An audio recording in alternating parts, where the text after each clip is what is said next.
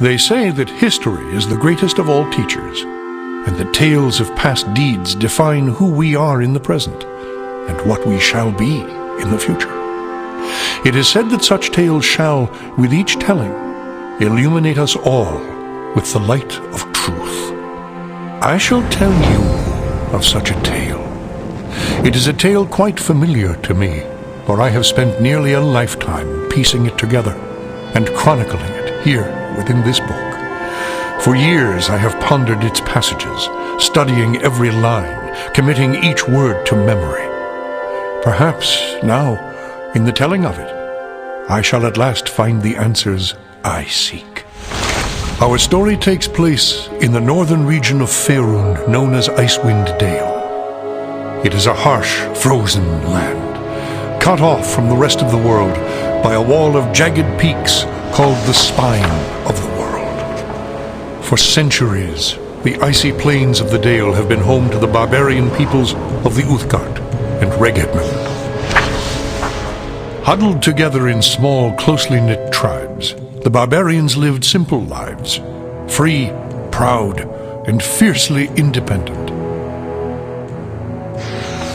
Until the day an archmage named Erakan came to Icewind Dale.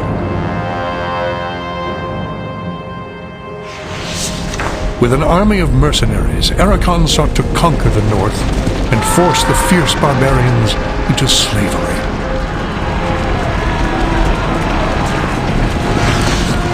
Long weeks of battle followed, and the scattered barbarian tribes suffered terrible losses. Defeat seemed inevitable. In their darkest hour, a barbarian shaman named Jared came forth and demanded a council between all the remaining tribes of the north. A respected warrior, Jared persuaded the council to put aside their differences and unite against Erakan. Strengthened by a new sense of purpose, the barbarians rallied behind their new leader. The combined might of the Northmen proved more than a match for Erakan, who had counted on the division of the tribes. Wave after wave of barbarian warriors tore into Erakan's hired army, forcing them on the defensive and ultimately into full retreat. As his army crumbled around him, Erakan had time for one last desperate act before his enemies descended upon him. Drawing upon his remaining power, the Archmage breached the planar boundaries, tearing open a portal to the lower planes. The foolish Archmage's cries of victory immediately turned to shrieks of terror as the hideous and twisted shapes of demonkind materialized from the portal and poured onto the battlefield. The sudden appearance of the demons drove the combatants, barbarian and mercenary alike, to turn to meet the new threat side by side. The remaining warriors bravely charged the portal to drive the hellspawn back and were slaughtered by the hundreds. As his people fell around him, the barbarian shaman, Jared, looked up from the blood-drenched snow of the battlefield and caught sight of a lone figure high upon a ridge in the distance. Jared immediately recognized this vision as an omen from his god Tempus, and in that instant, he knew what had to be done. Shouting cries to his god, he charged through the ranks of the demons and plunged into the portal.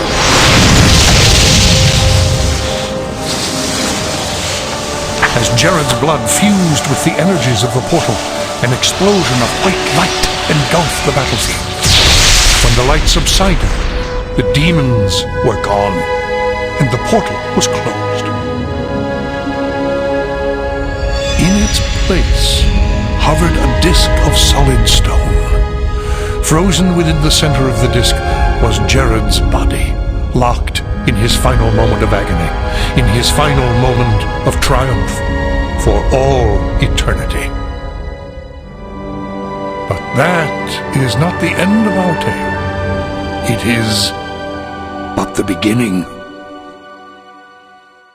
Our tale begins here, in the quiet fishing village of Easthaven, one of the so-called 10 towns of Icewind Dale. The tiny community is hardly a town, but rather a collection of ramshackle huts crowded together upon the icy shores of Lac Dinneshere. Here, within a dimly lit tavern, a group of travelers sit huddled around a table, swapping tales and making grand plans for the future, completely unaware of the part they are to play in the events that are about to unfold. What's this? New face in town, eh? Well met, stranger. The name is Hrothgar, originally of Hillsfar. But now, after years of traveling up, down, and under Faerun, I am content to call this town my home. Who might you be? Well then, welcome to Easthaven. Whatever your business in these parts might be, I would offer you this small piece of advice. While you're in my town, you do well to be on your best behavior.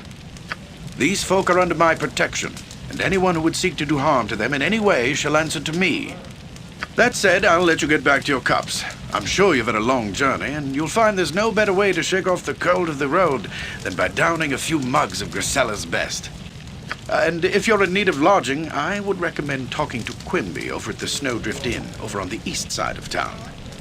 Equipment and supplies can be purchased next door, at Pomab's Emporium. Pomab's prices are a bit high, even for a Kalashite. But you'd be better off well-equipped and short of coin than the other way around.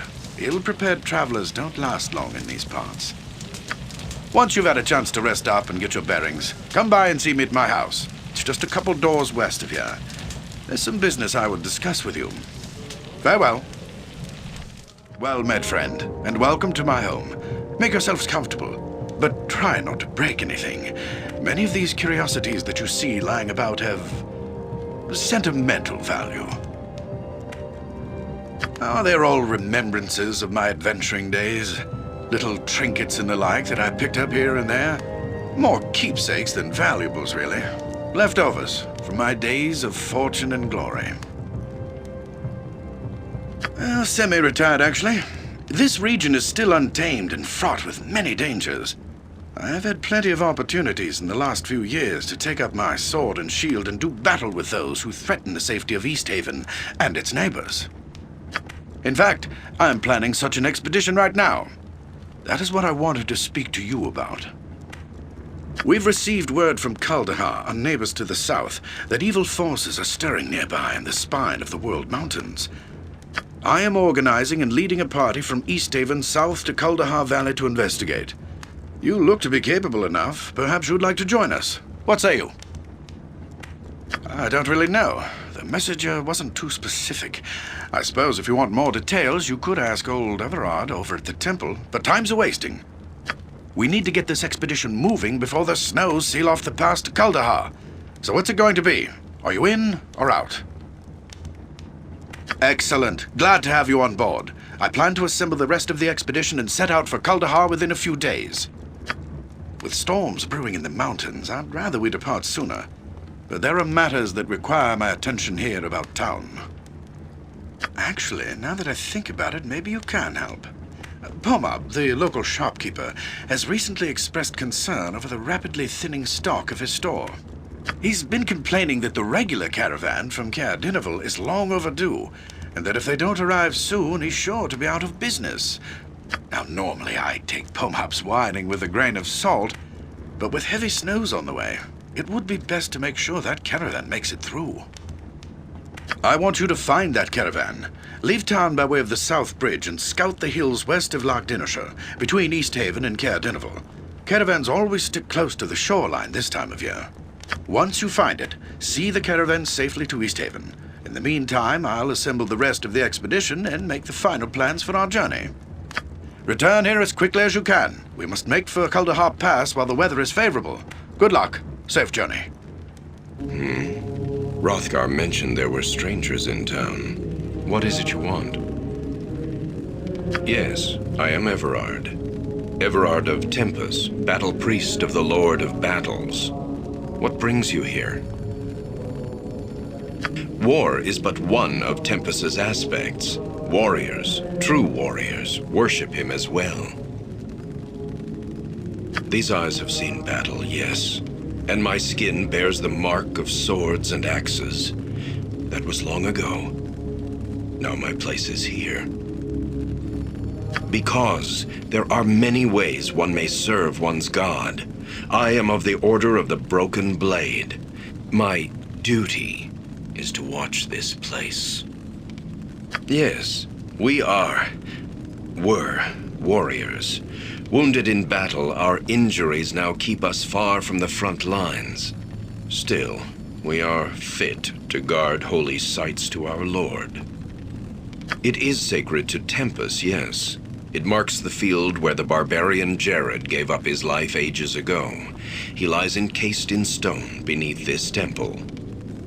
Jared was a shaman who lived long ago. He brought unity to the northern tribes and led them to victory against the army of Ericon, at the cost of his life. Once Ericon saw his army routed by Jared and the northern tribes, he sought to bring the Hells to his aid. Ericon opened a gate to the lower plains. I do not believe that. Jared did.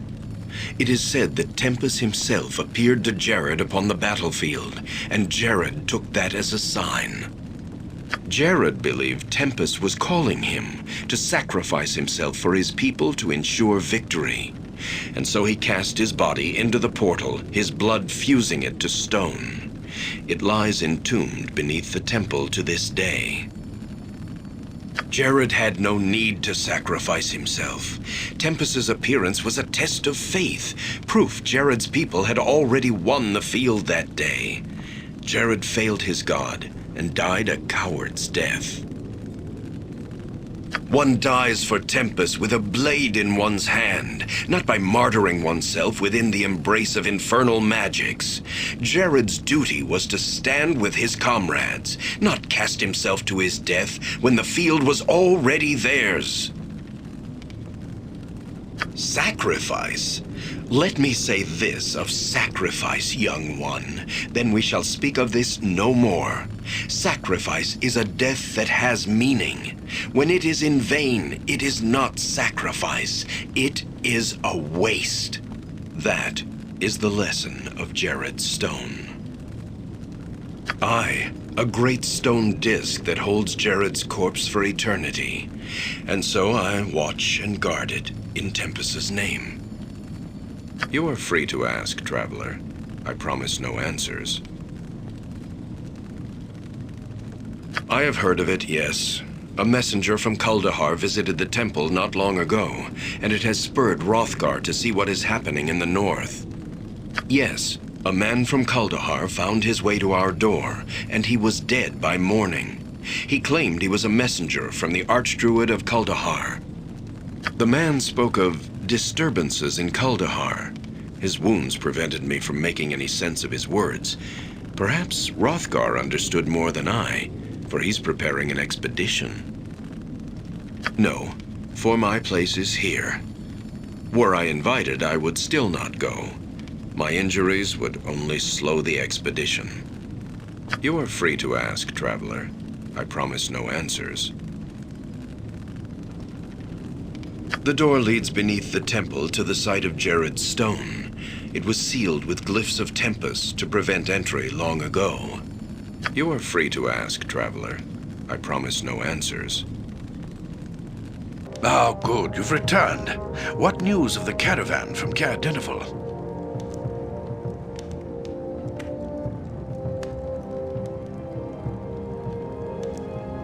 Strange. It is not usual for orcs to be so brazen as to attack caravans so close to town. I wonder if it is the anticipation of the coming winter that is driving their actions, or if it is something more. In any case, at least we can still retrieve the supplies, thanks to you. You've proven yourself to be quite capable. I'm glad you've decided to come along with us to Kuldahar. We still have preparations to make before we can depart for Kuldahar. Take this list of supplies to Pomab's Emporium across town. While you're there, you might outfit yourselves with whatever gear you think you may need. Return here when you are packed and ready to go. So it was that the Patchwork Militia set off from East Haven, bound for the troubled village of Kuldahar, with the party of strangers in tow. On they traveled, across the windswept tundra of the Dale, through the foothills of the spine of the world, and upwards on the steep and treacherous trails of the Kaldahar Pass. Eager to seek out the evil that threatened the pass, they did not expect it to find them first. High upon the cliffs of the pass, a band of frost giants had prepared an ambush. Hurling boulders and dislodging massive outcroppings of rock and snow, the giants sparked an avalanche that thundered down the mountainside and crashed down upon the heads of the unsuspecting expedition. Those fortunate enough to survive the avalanche pulled themselves free of the mountain of snow and bodies that now barred the way back to Easthaven. Battered and disheartened by the loss of their comrades, the survivors had little choice but to continue on to Kaldahar, alone.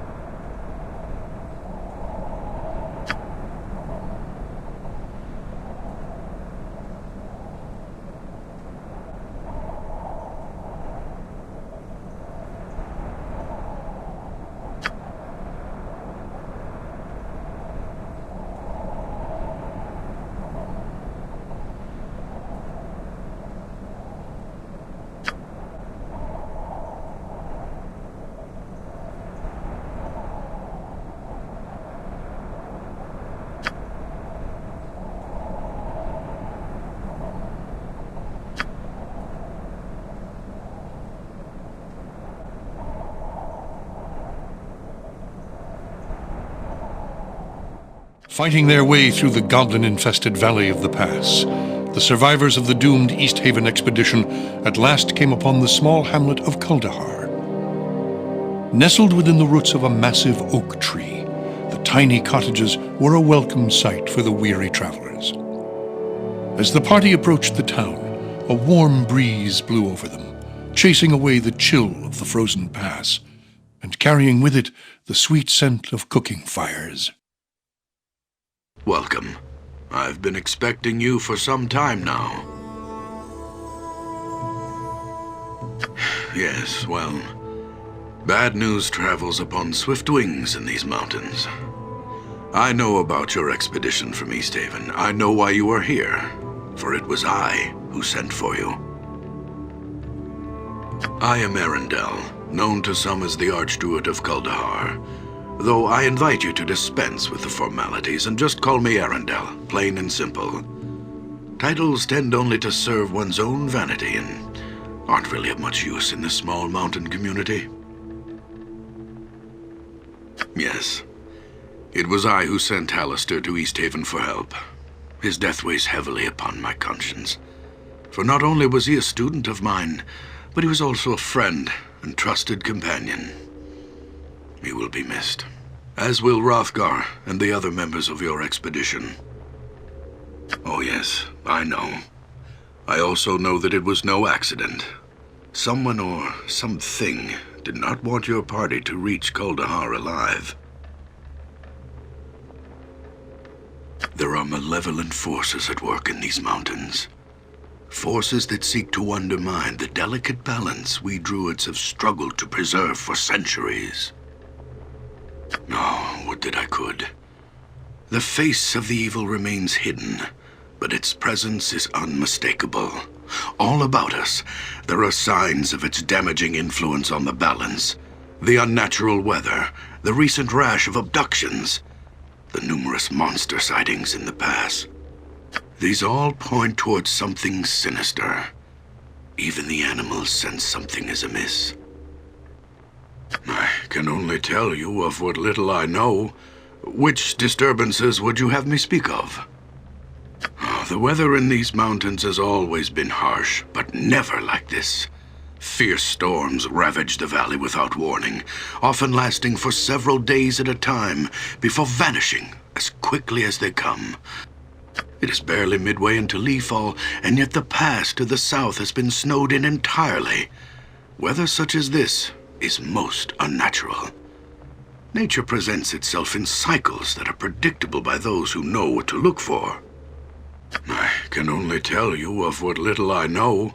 Which disturbances would you have me speak of? Oh, yes. Terrible, terrible.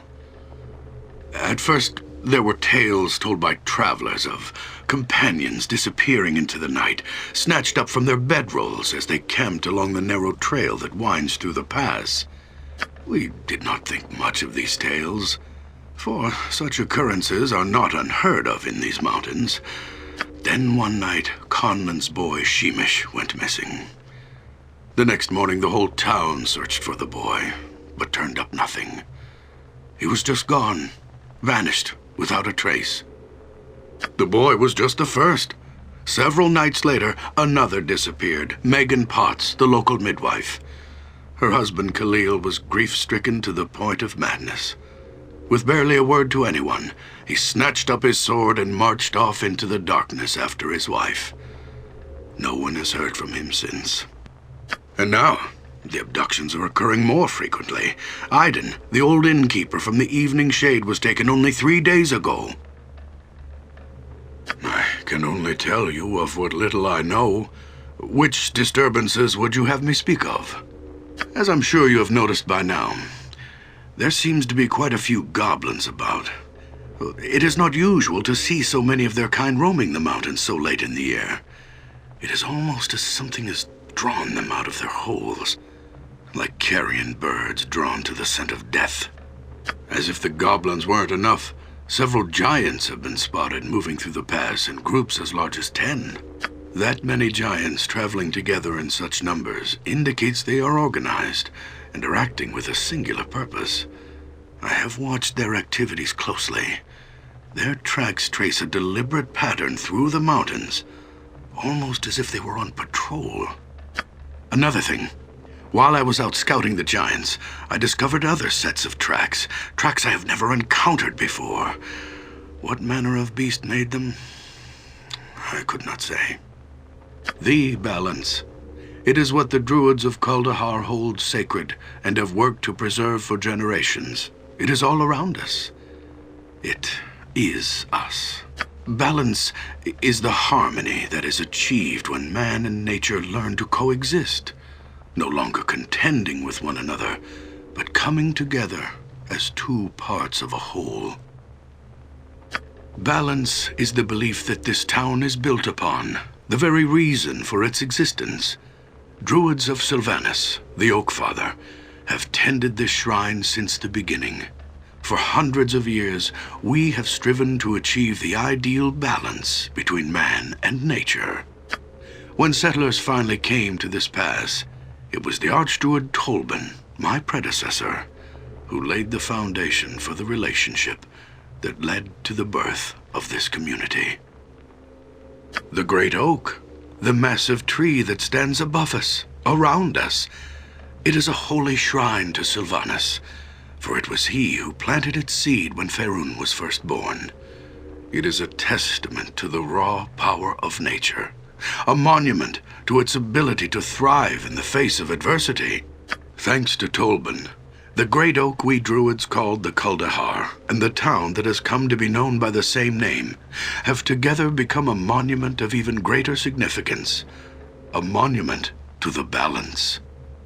Tolban was the catalyst for the transformation of the shrine from a sacred grove to a thriving community in which man and nature exist as one.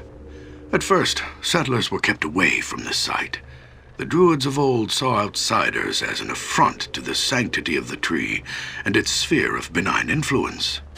They erected thorny brambles to keep intruders out, and used their powers to frighten away the men and women that came to build homes in a place they felt was obviously so close to the gods. It wasn't until the succession of Archdruid Tolban that things changed.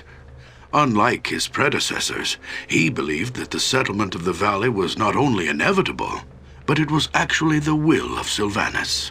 He also believed that we had been wrong in keeping the settlers away, and that the Oak Father had intended people to share in the miracle of the Great Oak from the beginning. When Tolban finally became Archdruid, he formed a plan to fulfill the destiny of this sacred site by bringing about a union between the Great Oak Shrine and the settlers. It was this union that the Archdruid Tolban believed would achieve the harmony that we had been striving for generations. The harmony between man and nature. As it stands, Kuldahar is a monument to this vision. The tree and town exist in a natural symbiosis, where it is next to impossible to tell where one leaves off and the other begins. But now, the balance is threatened. I fear that if we do not soon discover the source of these disturbances, then all that we have worked for will be destroyed.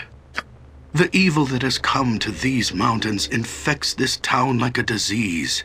As its people suffer, so does the tree suffer from the sickness that attacks the balance, corrupting it with its very presence. Already, the circle of warmth that radiates from the great oak has begun to recede.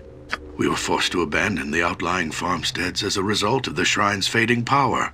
If we do not take action soon, I am afraid that the life-giving warmth will cease altogether. Both the great oak and the town, nestled within its roots, will die. This must not happen. We need your help.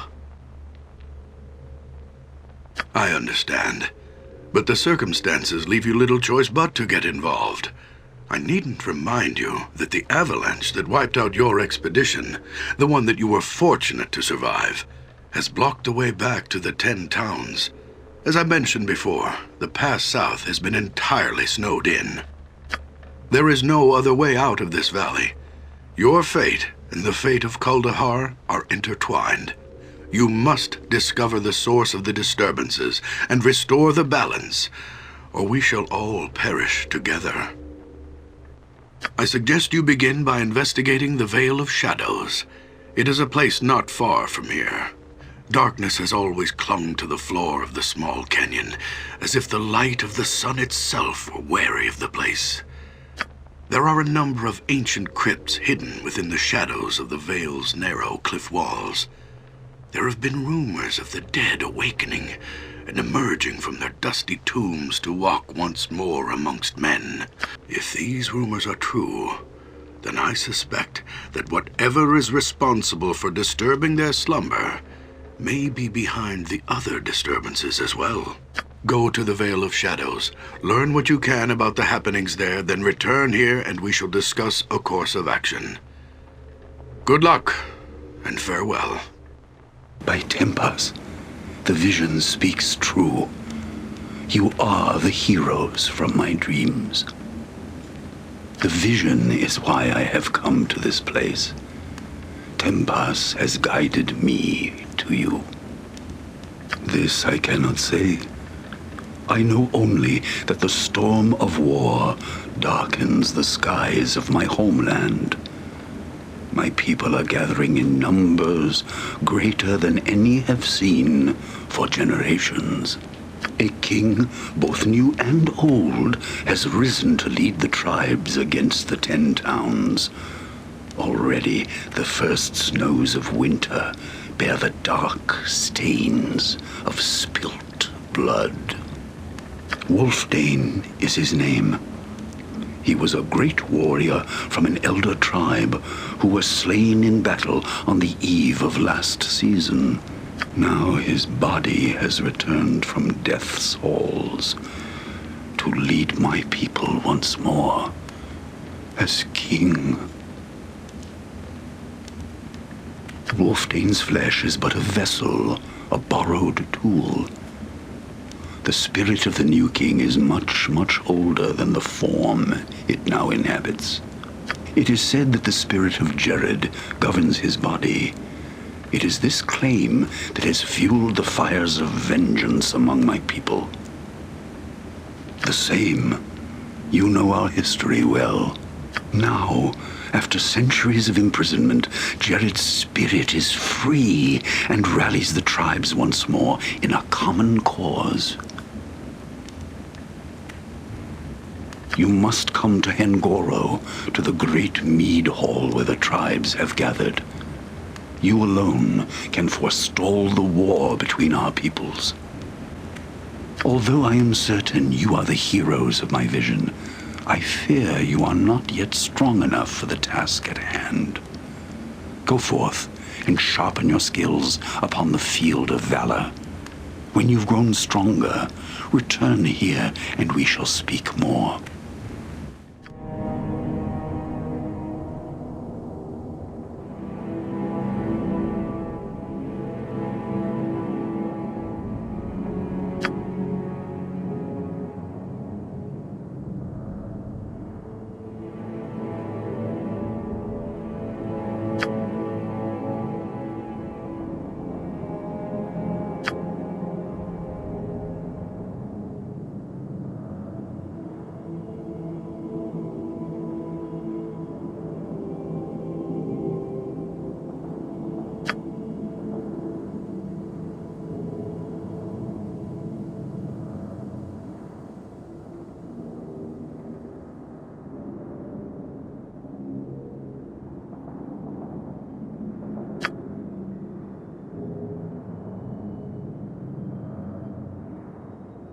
At last, the mighty adventurer stands before me.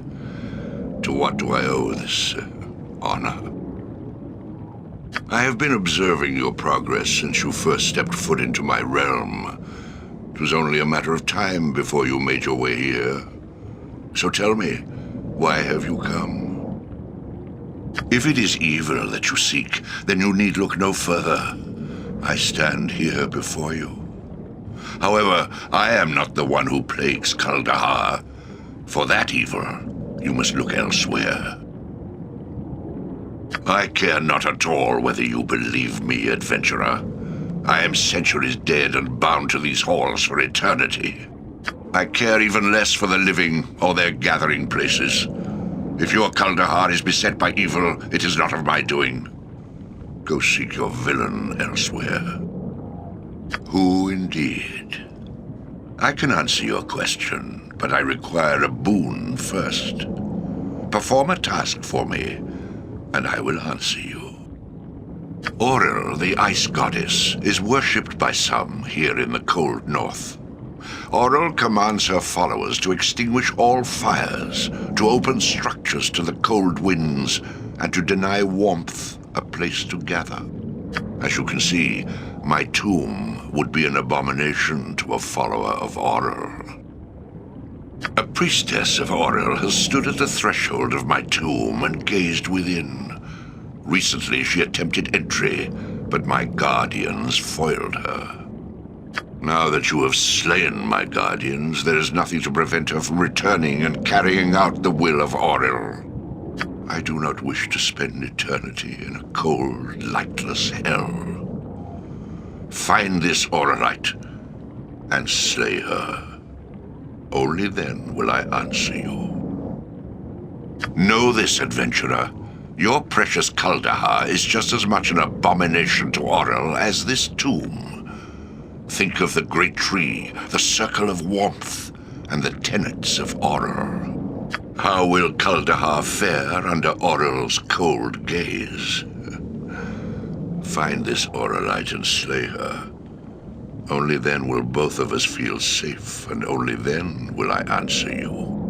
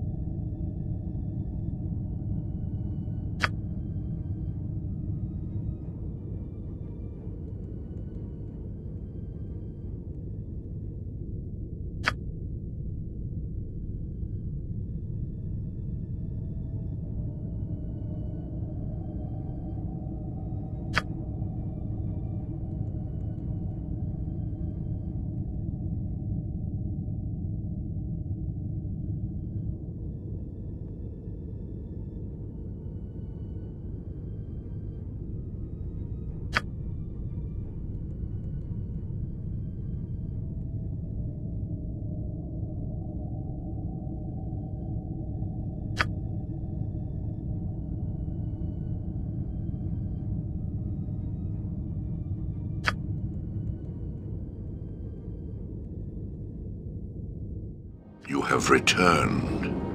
You have performed the task that I set before you? Yes, I no longer sense her presence. You have done well, and I thank you. As a reward, you may take what you find in my sarcophagus. Yes, so I did. The truth of the matter is that I do not know who is responsible. I can only assure you that it is not I, nor is it anyone in this vale. Were it to be otherwise, I would sense it. Promised? I made you no promise, adventurer. As for your answer, knowing where your enemy is not is as vital as knowing where he is. Think upon that. Oh, you have returned. What news? Does the evil we seek lie within the Veil of Shadows? Then the true source must lie elsewhere. I sense this evil has taken great care to conceal itself from prying eyes. I fear that by the time we discover it, it may be too late. There may be a way to find that which does not wish to be found through magical means. However, to accomplish this, I will need your help. Then here is what must be done. I need you to find an ancient druidic artifact known as the Heartstone Gem. It is a powerful scrying stone that can be used to divine the location of this evil. Long ago, the Heartstone rested here, within this shrine. The druids of Kuldahar used its power to gain insight on the balance and to look into the affairs of men throughout the realms. Then, one day, an initiate of the shrine stole the Heartstone and fled Kuldahar. The young druid had grown impatient with the humble teachings of his mentor, the archdruid, and hungered for power of his own. He disappeared into the mountains, along with the artifact, and was never heard from again. A few short years after the theft, there were rumors of a strange cult establishing a temple in these mountains. It is conceivable that the rogue druid may have been connected in some way with the emergence of this new cult. If so, then it is possible that the Heartstone Gem may still be found within this temple. The temple is rumored to lie in a canyon far to the east of Kuldahar. I have updated your map to help you find your way. Journey to the temple and discover if the Heartstone is indeed there. If so, return it to Kuldahar, and I shall use its power to find the answers we seek.